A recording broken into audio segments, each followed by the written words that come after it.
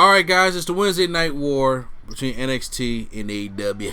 So let's start off with NXT here. So NXT, we're going to Keith Lee's going to address the NXT universe of his championship victory. He's a double champion now, North American champion and a champion, and boy, does it feel good. So, as Keith Lee is saying that Dominik Dijakovic is coming out, and he respects Keith Lee. You can tell that's a friend of his, and he respects the battles that him and Keith Lee had. They go to war. That's that I call that the big and tall match. You know what I'm saying? Because he's like 6'7". Keith Lee's big. So he says he wants a shot at both championships, which I thought it would be like, okay, let him get a shot at like the North American championship, and then maybe Dominik Dijakovic can have one. But I thought originally what he was gonna do was just say, I talked to Mr. Regal, and I'm just gonna let you have the North American championship. That's what I thought. You know what? I think that's what should probably happen. Remember how Stone Cold gave up the championship to The Rock in '97 so he can go get the WWE championship, but he never lost it. Usually after they win, they give it up. Like they give up the secondary championship. Yeah. But then, however, also Dominik Dijakovic's character doesn't seem to fall in place with give me the championship. I don't need handouts. I want to beat you. So he wants a match with Keith Lee tonight for winner take all between the NXT Championship and North American Championship, and Keith Lee is saying sure. So that match is going to happen tonight. We get your boy to start off. Damian Priest takes on Cameron Grimes because Cameron Grimes slashes tires but can't even be a man to admit it. So I don't know. I just know that Cameron Grimes pisses you off. Yes, very much. It's not even funny anymore. It's like it sucks. He hits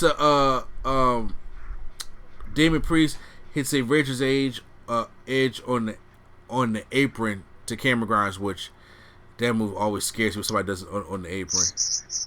And then hits a cyclone kick and a reckoning off the second rope. What did you just say? Cyclone kick. His cyclone kick that he does. I thought you said.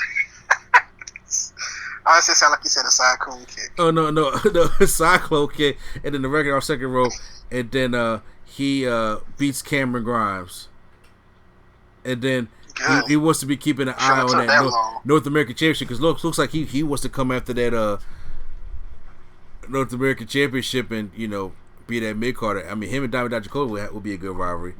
I didn't see this match. Oh, very much, yeah. I didn't see this matchup. Indy Hartwell take on Shotzi Blackheart. Indy, I love both of these two. Okay, well, everybody loves Shotzi Blackheart. So how did Shotzi lose this matchup? Robert Stone came out and Aaliyah threw her off the turnbuckle. Can we talk about how last week that Tank ran over his ankle again and how he sold that joy like, oh my God, I'm dying. That joy had me dying. That's his character is like it's a more goofier version, but a smarter version of Rockstar Spud. Gotcha. Yeah. I got you on that one. So, with that being said, we're going on to our next one, which is surprisingly early to me. I didn't think they was going to do this just yet, but they have Keith Lee taking on Dominik Dijakovic when it comes to for winner take all. I thought it was going to be the main event, but I forgot Tegan Nox and Io Shirai was going to be the main event.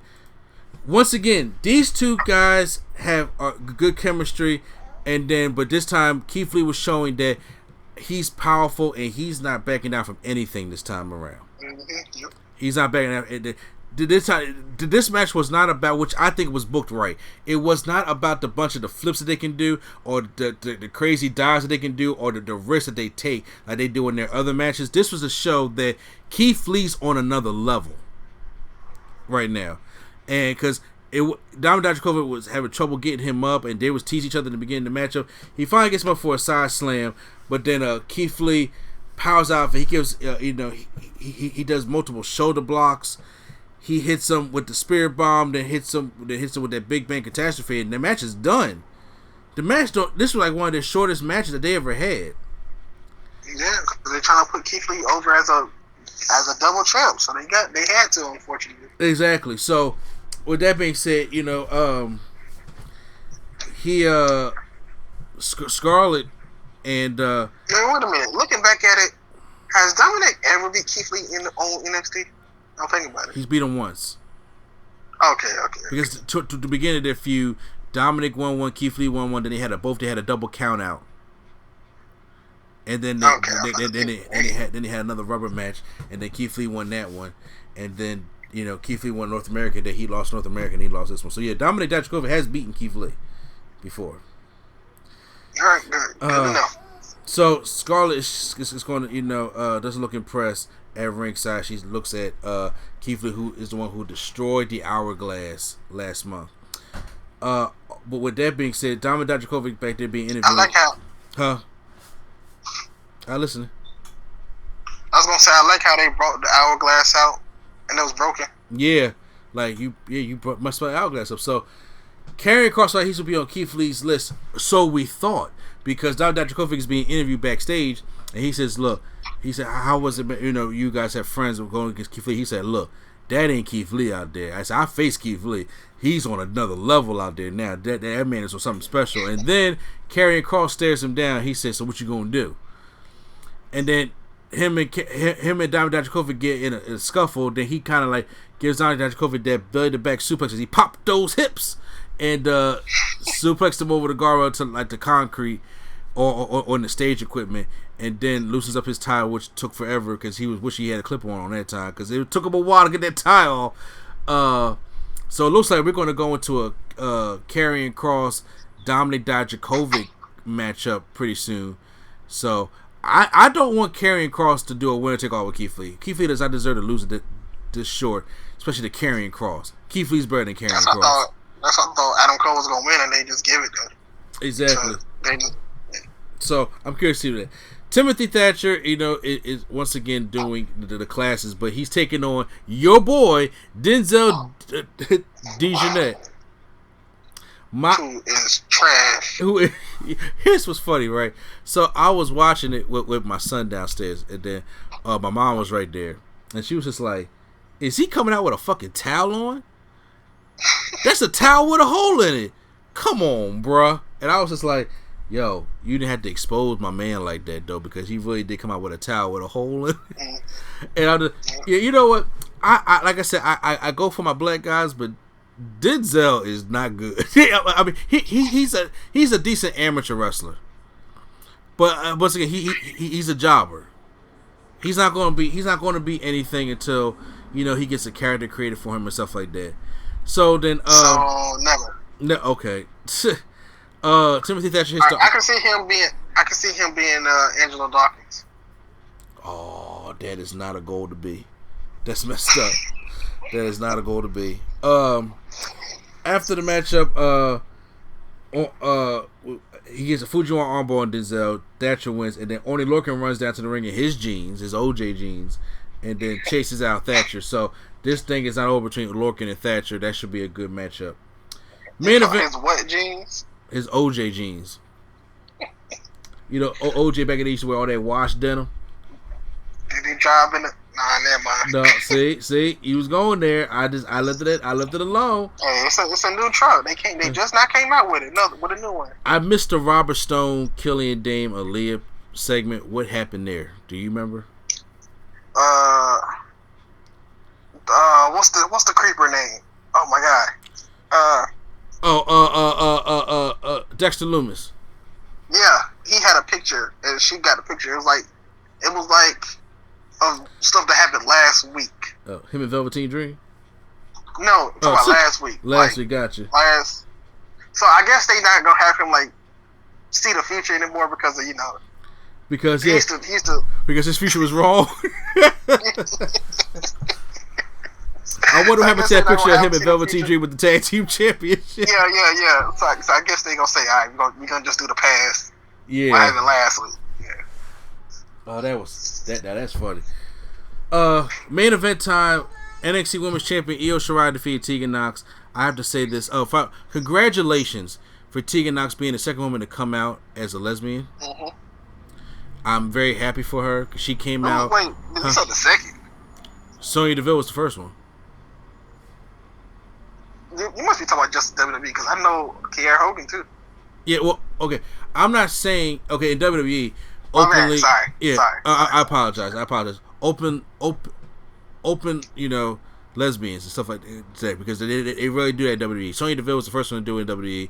Tegan Knox has come out also, so I'm very happy for her, very proud of her. You know what I'm saying? May love come to all, and I wanted to make sure I get that out the way also.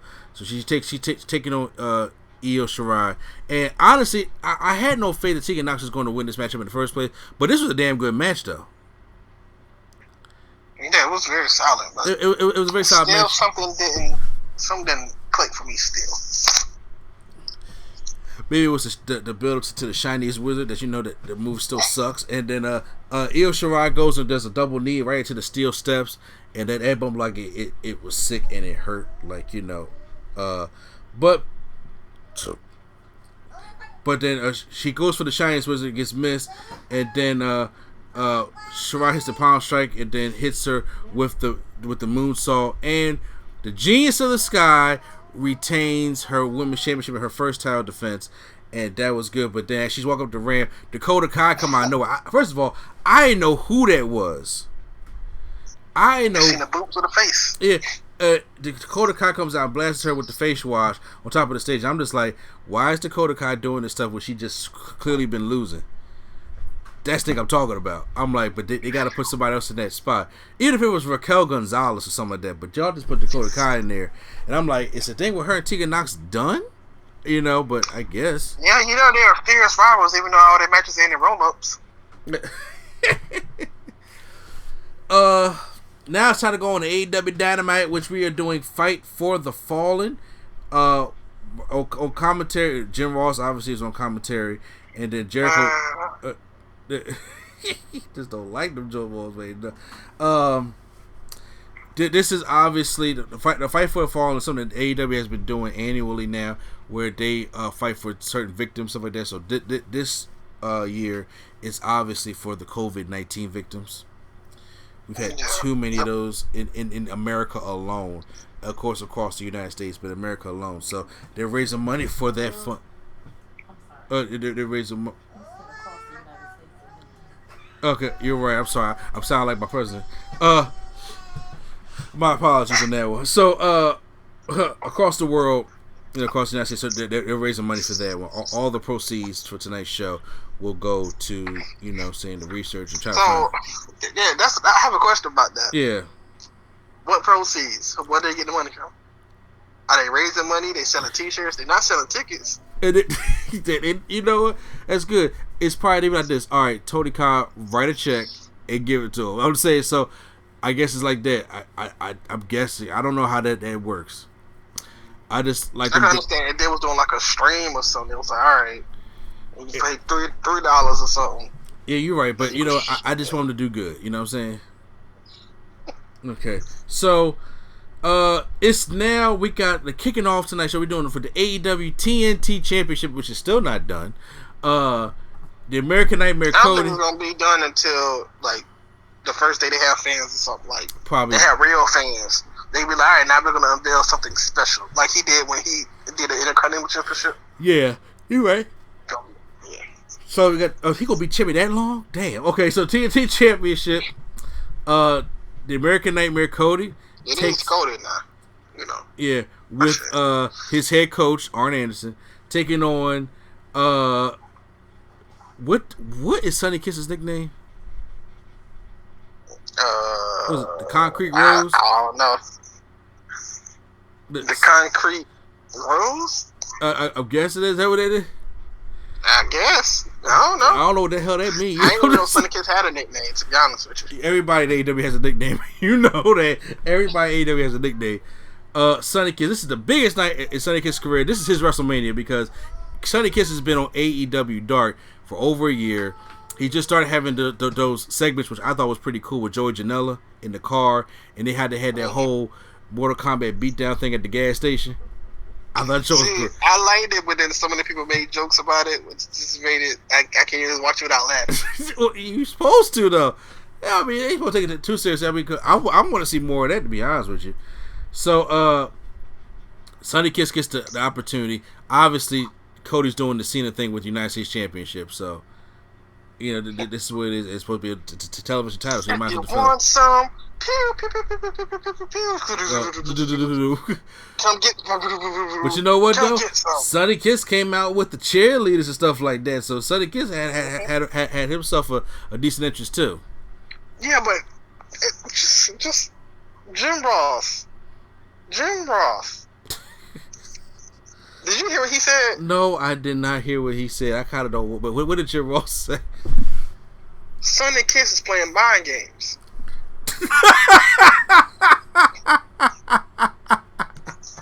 That's what he said. How is he playing mind games? Sonny Kiss is playing mind games, son. So he over there being what's Orlando Jordan? This thing ain't real. I was like, what do you mean? He's playing mind games. I can understand if he was like trying to do something towards Cody. This man literally just came out to the entrance. Talking about mind games. No, he's just gay. That's all it is. That's all it is. Goldust plays mind games. Sonny Kiss is authentic. Okay, that's the way he's been. So, I could understand if he was doing like more Goldust stuff. He was like coming out in a Cody Rhodes mask or something. This man literally, all he did was walk out and do a dance in his mind games. All right. Sonny counted Cody's offense with a crossroads of his own that hits a 450 on Cody, which is a near fall. I knew Sonny wasn't going to win, but that's like one of his finishing moves. So I was just like, okay, I figured that was probably technically we don't know what his finishing move is. He just does a 450. You know what? You're right. His finisher is a split from the top rope. Oh, gotcha. They start doing haymakers at each other. Cody takes off the turnbuckle pad. Psst, heel turn coming. And then Sonny knocks Cody into the turnbuckle, which did not look good. And I don't mean like it hurt. It looked like he didn't get all of it at all. Yeah. So then this is the part of the match I didn't like. It was like, why is Sonny Kiss wasting so much time? Because it looked like Cody forgot his spot or something. Where he was throwing these forearms. And there was like he was sitting there just waiting, and then throw another forearm, and like was he waiting for Cody to come back and hit him? I was like, I don't get it. And then he goes for the spin around. Yeah, he still does need training though. Or not training, but he still is working too. Yeah, he needs polish. I mean, obviously he's been working AEW Dark. He needs to work on a little bit some stuff. He got put into a big situation kind of early. He got hit with the crossroads, and then Cody wins the matchup. They share a hug afterwards. So I thought it was a decent opener. I just didn't like how he wasn't built up, but yet kicking out of a crossroads. Yeah, I agree. Everybody tries to have that fight spirit, but I'm like, yeah, I just like when it makes sense though. Like I can understand if Sonny was on the show more and he was built up, like we see him wrestle more, and we at least know what his finisher is or something. Literally, we don't know anything about Sonny other than he's gay. That's all we know. Exactly, you're right. Squared off for the first time, we have FTR, Dax Harwood, and Cash Wheeler taking on the Lucha Brothers, Pentagon, Pentagon, and Ray Phoenix. The Lucha Bros pulled up in the stolen truck of FTR's by the Butcher and the Blade. So Taz is on commentary. Both teams stand for two different things in pro wrestling. So. The match, I did not get to see all of this matchup. I know FTR beats the Lucha Bros. How? Ray Phoenix doing his Lucha stuff, and was it Dax? I think it was Dax. He just said, I'm sick of this. Take his mask off and roll him up. Gotcha. Oh, that's right. That is right. He took Ray Phoenix's mask off and he got it with the roll up. So that was a clever heel thing to do. So afterwards, Butcher Blade have the keys, but then they get beat up by the Young Bucks and they go to give the keys back to FTR. And then Kenny comes down with a cooler. That big cooler for just them 3 beers. So he comes down and he's like, I want to make up for what happened last week. My bad, y'all. My bad. Okay? So He gives the 2 beers to FTR, and he opens it like he's about to drink it, and then they pour the beer right on his head. So that right there, bro. Now Kenny you get a little pissed, and then they put on Omega's head until he has to back away. Next up, La Champion. Chris Jericho comes out with the Inner Circle, Jake Hager, Santana, and Ortiz. I do not know how long Sammy Guevara is going to be suspended for. I say a month, so he probably come out next week or week after next. Oh, okay, yeah, probably so. Jericho was and everybody was carrying jugs of orange juice. Don't waste good orange juice, people. And he was talking about that Orange Cassidy had one of the best matches in his life, and they won the ratings war, because what you don't understand is that they may have more viewers, but we from the demographic from 18 to 49, we won that demographic, so that makes I'm the king of the ratings, man. I'm the demo god.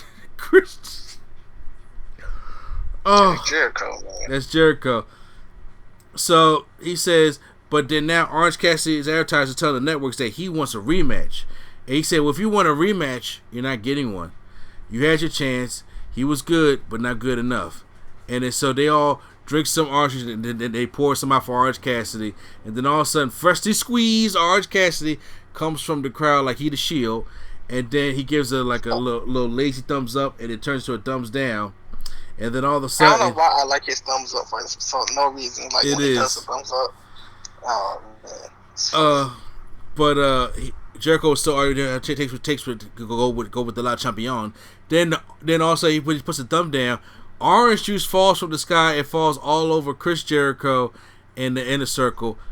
I was pissed off of how Ortiz just kept falling. Mm-hmm. I was like, bro, I get it the first time. It would have been good.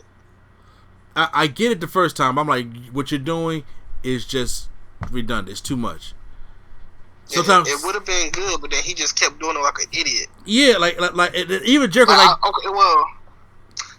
okay, look, like if it was all of them doing that, then it probably would make more sense. But they literally just standing there looking at him like, "What are you doing?" Exactly. Even Jericho was like, "Get up, you idiot!" So I was it was getting sprayed like how Steve Austin sprayed him. Yeah, that would be way different. That would be different when Vince got sprayed with the beer and Shane, and then The Rock was getting sprayed, and The Rock was like losing his balance. He was using the ropes to hold him up, and Vince was like trying to swim away. Yeah. That stuff is better, but when you got one asshole acting like a clown, they're doing the Sean Stasiak. Remember with the milk? Yeah. Okay, when Sean Stasiak kept slipping off and everything like that. It's not even like it's like constantly like coming at him. It's literally just one drop and that was it. Exactly. Yeah. So they give him a towel, and the towel ends up being an Orange Cassidy towel, and he is just not a fan of that at all. Up next we have the Elite, Kenny Omega and the Young Bucks. We're not in the Street Fighter clothes today with the Ken and Ryu and Akuma taking on the Jurassic Express, Luchasaurus, Jungle Boy, and Marco Stunt. Jericho covered in OJ. First of all, but wait a minute, just real quick. They started this match with Kenny Omega, the best bout machine, quote unquote, and Marco Stunt. I would have just forced him down to pin 10. Because I think my daughter can bully Marco Stunt. Because Marco Stunt is just like, it looks like a little kid there wrestling. And he said, I would have just get your ass on the ground. I would have sting pinned him like he did Jeff Hardy. He was on my weight on his arms. He can't kick up. Yeah, I'm like, look. Remember how Sting pinned Jeff Hardy at Victory Road? Yeah, just like that. I put my weight like, stay down. I did that. So it starts out with that Jericho, George, Jim Ross, Excalibur still outraged and covered in OJ on commentary. So I honestly, like that. This might be one of his best hours on commentary. Oh, Jericho commentary is great. It's like he switches gears from being La Champion in the Circle Chris Jericho to being Chris Jericho on commentary. He had a good line that I would say with Marco Stunt hit a 450. He was like, it has no damage. It's like a tissue doing a 450. That is hilarious. I'm good. It's true.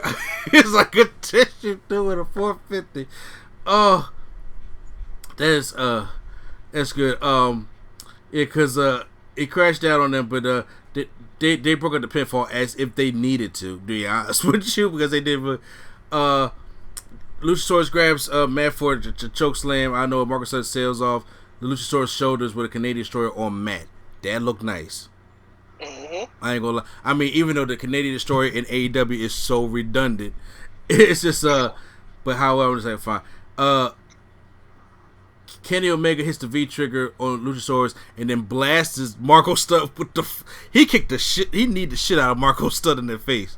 Mm-hmm. I was like, give him a little extra. Yep. Yeah, when he did that, I was just like, you probably should just pin him now. But he hit him hard, and they hit the one winged angel, and then they won. So Kenny Omega's laughing. Everybody begins to club it up like, yo man, good match.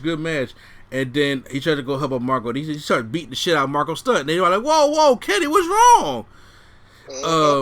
Kenny tried to apologize to Marco, but Marco wasn't interested in hearing it. But I'm just like, but look, I'm beat up the kid too, man. I see anime. Why are you even here? You know what I'm saying? That's how I feel. Why are you even here? Alex Marquez is interviewing Hikaru Shida. Hikaru, God darn it! It's like saying Hickory. Hikaru. Oh, that sounds even worse. Hikaru Shida backstage and says she's ready for the Native Beast, Nyla Rose. The Nightmare Sisters, Brandy Rose and Allie. What? It was so funny. I just seen a meme and it said this about Jada and Will, and it's like, Jada, I just had an entanglement. And then August said, I just wanted to figure it. And they said, Teddy Long, hold on a minute, player. You want to have entanglements? You take a one-on-one with the Undertaker. That's wrong. Take a one-on-one with the Undertaker. Okay, I'm saving that one. That's hilarious. The Nightmare Sisters, Brandy Rose and Allie, with the natural Dusty Rose take on MJ Jenkins. They don't explain. With the Nightmare Sisters? Yeah, because I've seen them on they have been elevating on Dark. They've been telling the story. They don't explain that story on the actual show. Mm-hmm. However, like both of them are like, like the first day she didn't want to tag with her, and then she gave her the win. She did her finisher, and Allie gave her the win. Now it's just like they not even, yeah, they're not even explaining it. They just all of a sudden look like each other. Mm-hmm. So I dropped the elbow on Pin Jenkins. Dusty Rose lifted up Brandy's arm in victory, but then didn't want to raise Allie's. Mm-hmm. So Dustin still don't, yeah, like it. Reluctantly, I have to say that way. Mm-hmm. They go into Dasha was interviewing the Nyla Rose. Once again, the nickname, the Native Beast. Everybody got a nickname in AEW. And she said, who her man should be. She says, I'm not telling you or anybody. I'm not telling you anything because I'm going to let them say it for themselves. So Vicky Guerrero comes out, excuse me. So did you hear her theme song? I did not hear it over the excuse me. That's what it is. It's like a excuse me. Excuse me. That's what it is. That is like when you playing with wrestlers as a kid and you trying to find a theme song for generic guy number 3. Or, when you have your other toy that don't match the wrestlers, like when you bring your Johnny Cage over to your wrestling pile and you try to think of a song for it and you make up a theme song like that. That's what that would be. If I was a kid and knew Vicky Guerrero as a manager, that would be her theme song. Excuse me. That's what it would be. Vicky Guerrero comes out to the ring and said, what's the strategy going to be for Nyla Rose? She says, when Nyla Rose and I are ready to go after the AEW Women's Championship, it will be the perfect time. So they're gonna build Nyla Rose back up again. So even though but I don't understand. she does good promos. She's like one of the best promos in the whole show. Yeah, she's not Brian Cage. You know, say Taz works for Brian Cage, but I mean, like, and then she's already a champion at that. So like, how does that? I don't understand. I don't know, but see, here's the thing. Also, AEW is good with managers, but AEW does too. See, now it's starting to get to the point like everybody don't need a manager. Everybody don't need a because everybody look. Sean Spears got one that ain't working. Then we got Cody that got one who don't need one. We got Brian Cage that got Taz. We got now Nyla Rose that got Vicky Guerrero. We got Kip Sabian who got Penelope Ford. Like we got all these managers, and I'm like, okay, I get it. Oh, and then we got Lance Archer with Jake Roberts. Yep. But it's time for the AEW World Championship against the FTW champion. The Machine Brian Cage goes against Jon Moxley. This match. You don't have a nickname. Jon Moxley does not have a nickname. His nickname is AEW Champ. That's what it is. Or it was a lunatic. I don't know what it was, but I'm gonna tell you this right now. This match bored the hell out of me. Now, granted, I see this thing. Moxley never tested positive for COVID. Renee did.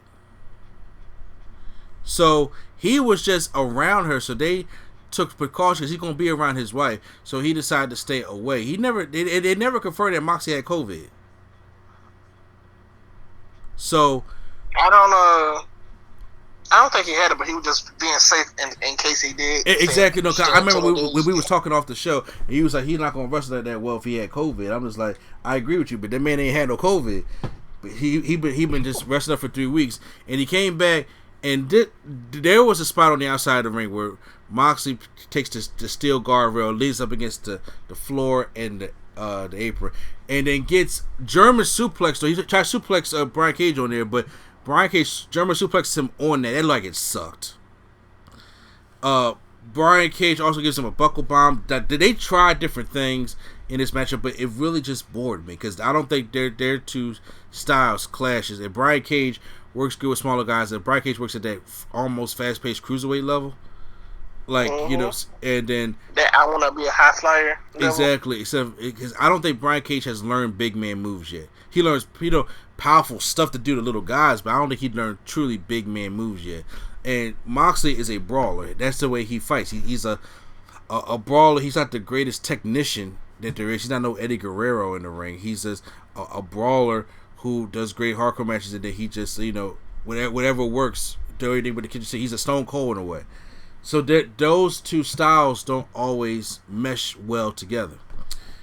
And then so Moxley has Cage in an arm bar because he works on his arm where the tore bicep was at, and he's ripping at it, and then which makes a lot of sense. It does make a lot of sense. It makes a ton of sense. I'm not taking away from that.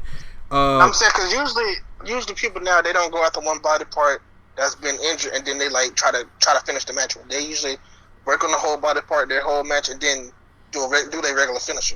Exactly. Like he actually went after. Yeah, this one I would say does make sense. And then he gives a middle finger to Taz, and Taz is like, screw you. And then but as Taz is like, I'm protecting my investment, he throws in the towel for Brian Cage.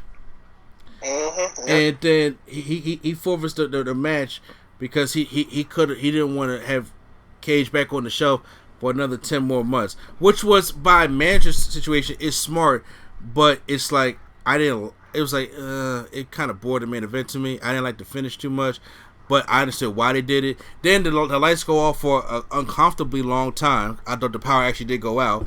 Then they had to wait for Darby Allin to find the turnbuckle, and then when they come back on, Darby Allin is there and does hits Brian Cage in the throat with a skateboard. So yeah, that's it. That's basically what it was. And then so Darby Allin's going to be getting his ass beat by Brian Cage next week probably. So that was AEW. So once again, who won for the week, AEW or NXT? I have to let you go first. I really don't know. I'm going to go with Fight for the Fallen one this week.